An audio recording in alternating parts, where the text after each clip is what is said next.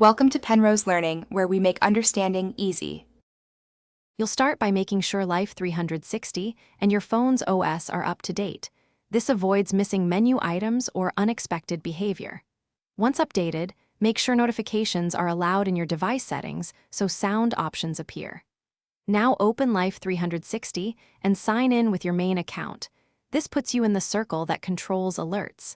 Next, tap the profile or settings icon at the top. This is where the notification and sound controls live, so you can take the next step immediately. Once in settings, go to notifications to see all alert categories: places, driving, crash detection, and sauce. You tap the category you want to change because Life360 separates sounds by alert type. This gives you precise control.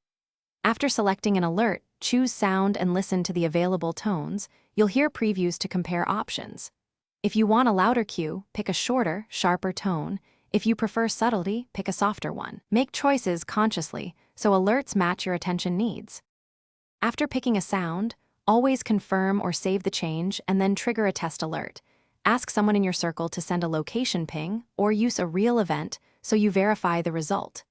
If you don't hear anything, check your phone's Do Not Disturb, media, and notification volumes and whether Life360 has background permissions. If problems persist, restart the app, then the phone. As a last resort, reinstall Life360. Back up any important data first so you don't lose circle configurations. Thanks for watching. If this was helpful, leave a like and consider subscribing. See you next time.